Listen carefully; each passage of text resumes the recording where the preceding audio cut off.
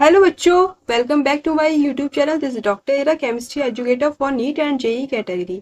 तो बच्चों, इस वीडियो में हम बात करेंगे एमबीबीएस अब्रॉड के ऊपर। बहुत से बच्चे ये जानना चाहते हैं कि एमबीबीएस अब्रॉड गुड है या बैड है। तो मैं आपको रीज़न बताऊंगी गुड कैसे है और बैड कैसे है, उसके अकॉर्डिंग आप डिसाइड कीजिएगा। तो चलिए देखते हैं। एमबीबीएस करने के हमारे पास तीन तरीके हैं।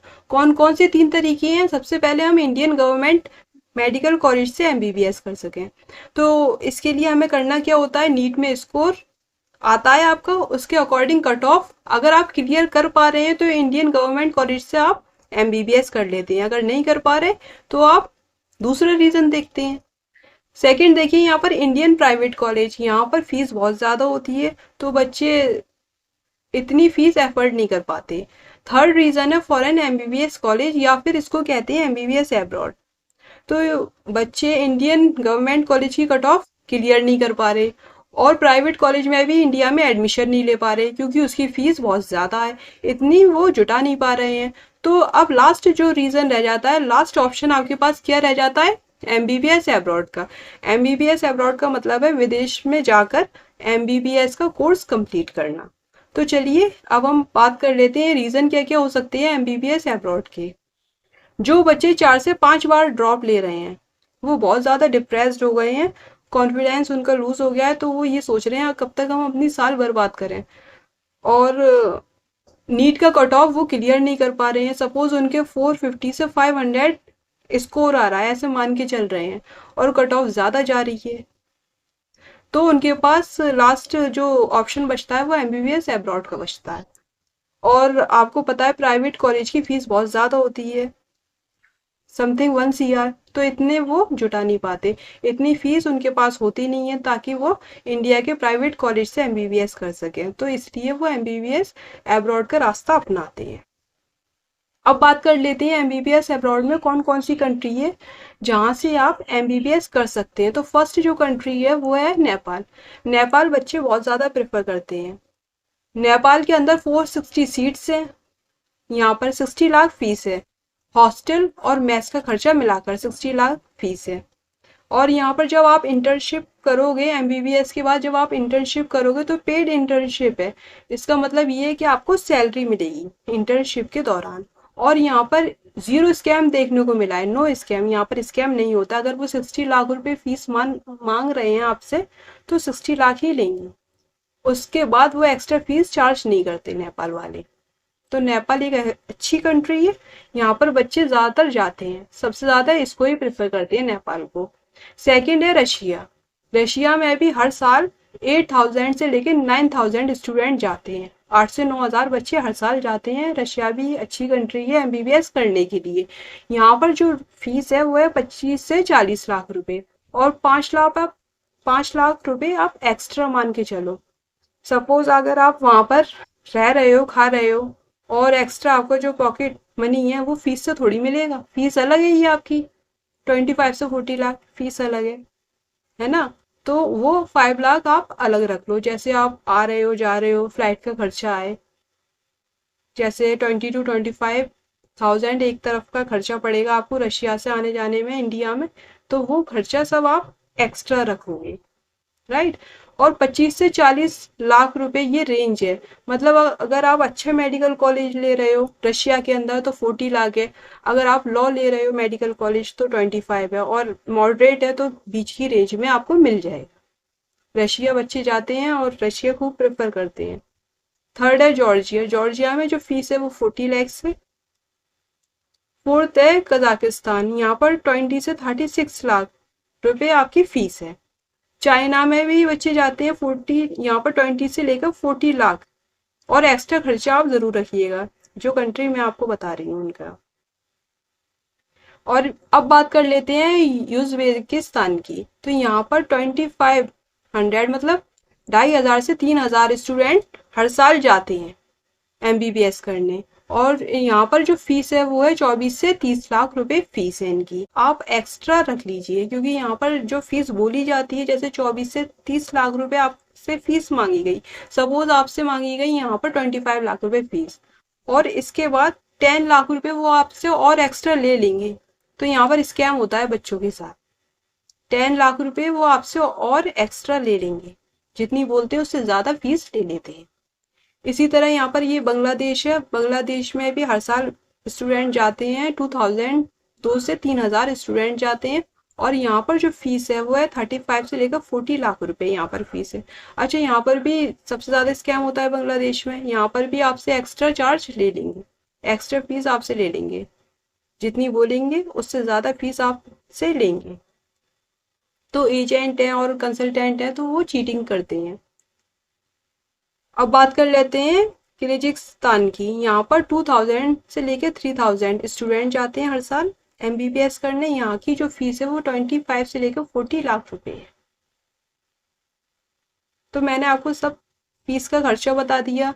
और कौन सी कंट्री आपके लिए सुटेबल रहेगी, तो सबसे ज़्यादा जो सुटेबल कंट्री है वो है नेपाल एंड रशिया। ये दो कंट्री ज़्यादा अच्छी है।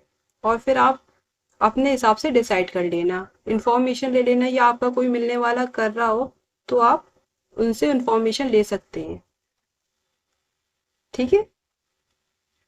अब देखिए एमबीबीएस अब्रॉड के लिए कौन कौन से स्टूडेंट एलिजिबल हैं। कौन से स्टूडेंट एलिजिबल हैं एमबीबीएस अब्रॉड के लिए। तो जो बच्चे 12th पास हैं, स्टूडेंट जिनकी मिनिमम जो एज है वो 17 ईयर्स होनी चाहिए कंप्लीट। डेट देखिए 31 दिसंबर 2025। 17 साल की उम्र उनकी होनी चाहिए। और वो नीट एग्जाम दिए होंगे, इस साल का नीट एग्जाम आप दिए होंगे, तो वो क्वालिफाइड होना चाहिए। नीट एग्जाम क्वालिफाइड जो मार्क्स है, मैंने एक बेसिक आइडिया बता दिया है, जनरल और ओबीसी के लिए 116। ये बेसिक आइडिया है, एक बार जब रिजल्ट आएगा तो आपको उसके अकॉर्डिंग क्वालिफाइड मार्क्स पता चल जाएंगे। SC ST का 93 है। अब यहाँ पर एक खास बात ये है कि ये वैलिड होते हैं 3 इयर्स के लिए। जैसे आप नीट का एग्जाम देकर आए और आपने क्वालिफाई कर लिया, चाहे आप इस साल देके आए या लास्ट ईयर या लास्ट टू लास्ट ईयर देकर आए, तो 3 साल के लिए वैलिड होगा। तो पिछली साल का स्कोर भी चल जाएगा इस साल, नीट क्वालिफाइड स्कोर। तो इंडिया में ऐसा नहीं है। इंडिया में क्या होता है, इस साल अगर आपने नीट दिया है तो इसी साल का स्कोर आपके लिए वैलिड होगा। लास्ट ईयर का स्कोर वैलिड नहीं था आपके लिए, इस साल वैलिड नहीं होगा, वो लास्ट ईयर के लिए था, लास्ट ईयर का। अब प्रॉब्लम क्या हो जाती है, एमबीबीएस एब्रॉड है ना, बच्चे गए फॉरेन से एमबीबीएस करके आ गए। जब आप आओगे यहाँ पर और आपको अपनी क्लिनिक खोलनी है या अपना हॉस्पिटल खोलना है, तो आपको एक एग्जाम देना पड़ता है, लाइसेंसर एग्जाम, जिससे आप प्रैक्टिस कर पाओगे अपने हॉस्पिटल में या क्लिनिक में। तो लाइसेंसर एग्जाम आपका है FMGE, foreign medical graduate examination, ये एग्जाम है। अच्छा, ये जो एग्जाम है ये टफ एग्जाम है। जैसे नीट आप क्वालिफाइड नहीं कर पाए थे, किसी रीजन से आप नीट क्वालिफाइड नहीं कर पाए, तो जब आप वहां से फॉरेन से एमबीबीएस कर कर आते हो तो आपको ये वाला एग्जाम देना पड़ता है। सपोज आपने ये एग्जाम आपको 10 साल के अंदर देना पड़ेगा, 10 इयर्स के अंदर। सपोज आप एमबीबीएस करने में आपको 6 इयर्स लगे, तो आपके पास कितने ईयर बचे, 4 ईयर बचे। तो 4 ईयर के अंदर आपको ये एग्जाम निकालना पड़ेगा। कौन सा, FMGE। और ये एग्जाम मैं आपको बता दूं, ये टफ एग्जाम है। इसमें जो पासिंग रेट होती है वो होती है 15 से 20%, 25% है, सॉरी 15 से 25% इसकी पासिंग रेट है। तो आपको बहुत मेहनत से पढ़ना होगा, स्टडी प्रॉपरली करनी पड़ेगी, तभी आपका FMGE क्लियर हो, राइट। तो यहाँ पर ये एक डिफिकल्ट टास्क बन जाता है स्टूडेंट के लिए। यहाँ पर बच्चे प्रॉब्लम में फंस जाते हैं। एक तो पहले नीट नहीं निकला, फिर एमबीबीएस करके आए, चलो आप एमबीबीएस करे आए, तो आपको ये एग्जाम जरूर देना पड़ेगा इंडिया में आने के बाद, तभी आप प्रैक्टिस कर पाओगे। और मैंने आपको इसकी पासिंग रेट बता ही दिया है, 15 से 25% इसकी पासिंग रेट है, टफ है। इसके अलावा एक नेक्स्ट एग्जाम भी है, लेकिन अभी वो वैलिड नहीं है, इंडिया में अभी आया नहीं है, अभी यही एग्जाम चल रहा है, FMGE। तो यहाँ पर ये जो एग्जाम है, बहुत से बच्चे क्लियर कर भी लेते हैं, मेहनत से पढ़ते हैं। एमबीबीएस जब वो करते हैं अपने फॉरेन में, तो मेहनत से पढ़ते हैं तो वो क्लियर भी कर लेते हैं। एमबीबीएस एब्रॉड के बेनिफिट्स क्या हैं, फिर उसके बाद हम लोग उसके नुकसान देखेंगे। तो यहाँ पर देखिए फर्स्ट पॉइंट है affordable tuition in foreign country. तो यहाँ पर होता क्या है, एमबीबीएस एब्रॉड में जो फॉरेन कंट्री होती है, विदेश में अफोर्डेबल ट्यूशन होती है। और यहाँ पर इंटरनेशनल एनवायरनमेंट मिलता है, आपको एक आइडिया लग जाता है, एक अच्छा एनवायरनमेंट मिल रहा है आपको। हाई क्वालिटी एजुकेशन होती है वहाँ की, एजुकेशन बहुत अच्छी है, यहाँ से अच्छी आपको वहाँ एजुकेशन मिलेगी, मतलब इंडिया में भी अच्छी है लेकिन फिर भी वहाँ पर हाई क्वालिटी एजुकेशन है। अब देखिए यहाँ पर इंग्लिश मीडियम है ना, वहाँ पर भी आपको जैसे यहाँ पर इंग्लिश मीडियम कॉलेज है, वहाँ पर भी आपको इंग्लिश मीडियम कॉलेजेस मिलेंगे, इंग्लिश मीडियम पढ़ाई है।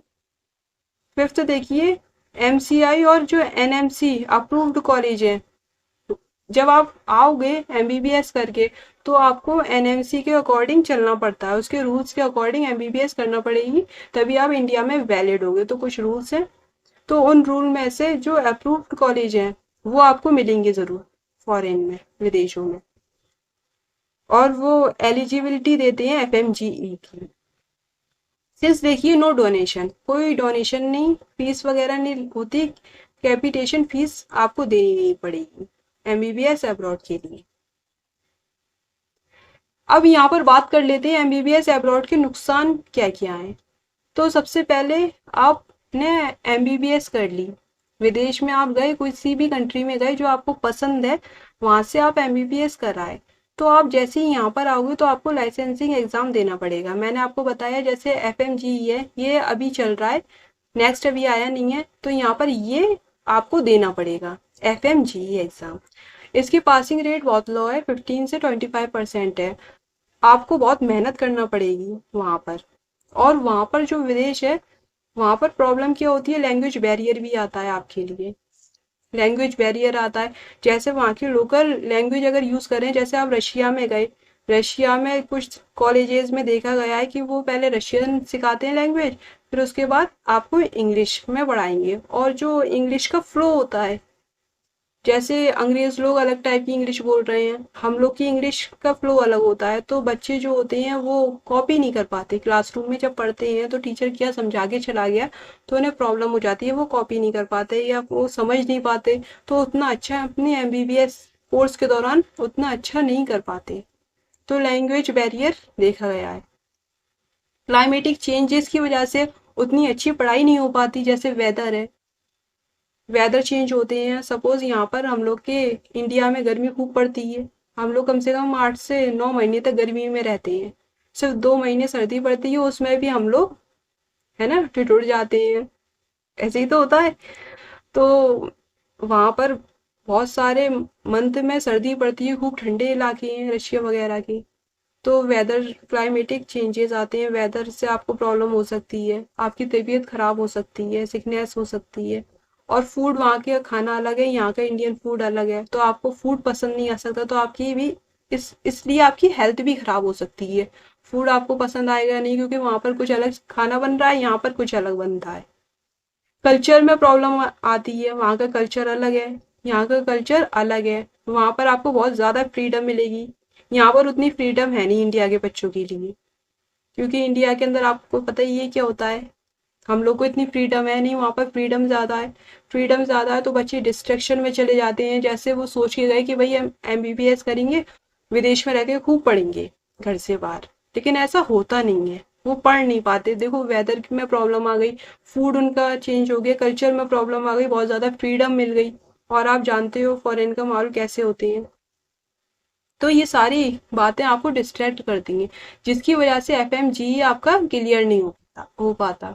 लेकिन ऐसा नहीं है, बहुत सारे बच्चे क्या करते हैं, मेहनत करते हैं एमबीबीएस के दौरान, खूब मेहनत से पढ़ाई करते हैं, ऑनलाइन क्लासेस लेते हैं एफएमजीई की, है ना। ऑनलाइन क्लासेस के जरिए, जैसे इंडिया में आप ऑनलाइन क्लासेस लेते हो, लेक्चर लेते हो एफएमजीई क्लियर करने के लिए, ऐसे ही विदेशों में रहकर ऑनलाइन पढ़ सकते हो, ऑनलाइन में तो कोई प्रॉब्लम ही नहीं है, तो आपका एफएमजीई क्लियर हो जाता है। तो पासिंग रेट जो है वो लो है, यहाँ पर कम बच्चे ही पास कर पाते हैं, 15 से लेकर 25%। बस एक ये प्रॉब्लम आती है, अगर ये नहीं दोगे एग्जाम तो आपको प्रॉब्लम हो जाएगी, प्रैक्टिस नहीं कर पाओगे। तो ये सारे रीजन है। होम सिकनेस, अगर आप घर आने के आदी हो, जैसे आपको हमेशा घर की याद आती है, घर नहीं आते, घर वालों को नहीं देखते, तो आप बीमार पड़ जाते हो, तो उसमें आपको काफ़ी खर्चा करना पड़ेगा विदेश से आने के लिए, तो होम सिकनेस हो जाती है बच्चों को। लिमिटेड क्लिनिकल एक्सपोजर, अच्छा, वहां पर क्या होता है, लोग कम बीमार पड़ते हैं, यहाँ पर बीमार ज्यादा पड़ते हैं, लेकिन वहां पर पता नहीं क्यों लोग कम बीमार पड़ते हैं। तो जो पेशेंट्स आते हैं, आप जब प्रैक्टिस करोगे उनके हॉस्पिटल में प्रैक्टिस करोगे, तो वहां पर आपको कम पेशेंट देखने को मिलेंगे। तो इस हिसाब से आपको एक जो अच्छा आइडिया होता है, तो एक्सपीरियंस कम हो पाता है। क्यों? क्योंकि लिमिटेड क्लिनिकल एक्सपोजर होता है। अच्छा, एजेंट और कंसल्टेंट आपके साथ स्कैम भी करते हैं, स्कैम खूब देखने को मिला है। आपसे जितनी फीस बताएंगे उससे ज्यादा फीस आपसे ले लेंगे। जैसे मैंने आपको अभी बताया था कि 10 लाख रुपए आप एक्स्ट्रा मान के चलो, या 5 लाख रुपए आप एक्स्ट्रा मान के चलो, तो वो एक्स्ट्रा फीस आपसे ले लेंगे वो 5 या 6 साल के अंदर। ओके, तो ये सारे मैंने आपको फायदे भी बताए हैं, क्यों गुड है एमबीबीएस अब्रॉड और क्यों बैड है। अब आप खुद डिसाइड कर सकते हो। रीजन मैंने आपको सब बता दिए, फीस वगैरह सब बता दी है। अब बात कर लेते हैं एजुकेशन लोन की। क्या एमबीबीएस अब्रॉड जाने के लिए हम मैम एजुकेशन लोन ले सकते हैं या नहीं ले सकते? बहुत सारे बच्चों के ब्रेन में ये ख्याल होगा, क्योंकि कुछ बच्चे जो हैं जिनके पास पैसा ज़्यादा है उनको तो कोई प्रॉब्लम नहीं है, वो तो एजुकेशन लोन लेने के बारे में नहीं सोचेंगे। लेकिन जो बच्चे जिनके पास पैसे कम है, पैसे नहीं जुटा पा रहे, तो वो एजुकेशन लोन लेने के बारे में सोचते हैं। तो देखो बेटा, जब आप एजुकेशन लोन लोगे तो आपके ब्रेन पे क्या होगा, प्रेशर होगा, बहुत ज़्यादा आपके ब्रेन पे प्रेशर होगा। आप वहाँ पर एमबीबीएस करोगे, प्रेशर के साथ एमबीबीएस करोगे, जितना अच्छा आप कर सकते हो उतना अच्छा आप कर नहीं पाओगे। क्योंकि आपको पता है, जब हम लोन लेते हैं तो उसकी ड्यूरेशन होती है, उस ड्यूरेशन में हमें वो लोन चुकाना भी पड़ता है। तो आपके ब्रेन पर प्रेशर होगा, तो आप पढ़ाई में उतना अच्छा नहीं कर पाओगे जितना आप सोच के गए हो। और दूसरी बात ये कि जब आप एमबीबीएस करके आओगे और लोन का ड्यूरेशन है, सपोज 6 ईयर का आपने ड्यूरेशन लिया है लोन का, तो उस दौरान आप जब आओगे तो आपको डायरेक्ट जॉब थोड़ी मिल जाएगी, चाहे वो प्राइवेट हो या फिर गवर्नमेंट ही हो। आपको पहले वैकेंसी का इंतजार करना पड़ेगा, तभी तो आपकी जॉब लगेगी, और आपको लोन पहले ही देना पड़ेगा। तो ये प्रॉब्लम आएगी। अगर आप मुझसे पूछेंगे कि हम मैम हम एजुकेशन लोन ले लें एमबीबीएस अब्रॉड जाने के लिए, तो मैं आपसे कहूंगी no, a big no. Okay, आपको नहीं लेनी चाहिए।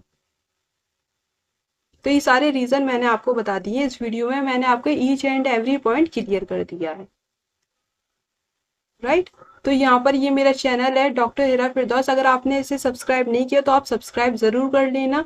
मैं आपकी केमिस्ट्री टीचर हूँ, मैं आपको लेक्चर्स प्रोवाइड करवाती हूँ केमिस्ट्री के, चाहे वो ऑर्गेनिक केमिस्ट्री हो, फिजिकल हो या इनऑर्गेनिक केमिस्ट्री हो। हर टाइप का लेक्चर मैं आपको हाई क्वालिटी में प्रोवाइड करवाती हूँ। तो मैं आपके लिए बहुत मेहनत कर रही हूँ, आपको भी मेरे साथ बहुत मेहनत करनी होगी, तभी आपका नीट क्लियर होगा।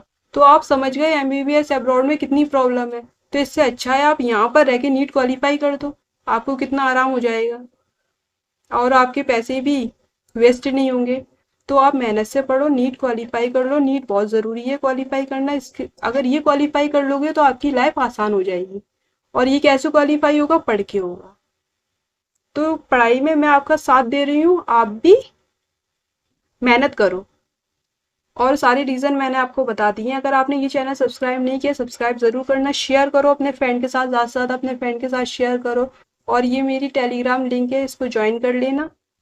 और आप क्यूआर कोड से भी स्कैन कर कर ज्वाइन कर सकते हो टेलीग्राम को। So thank for watching.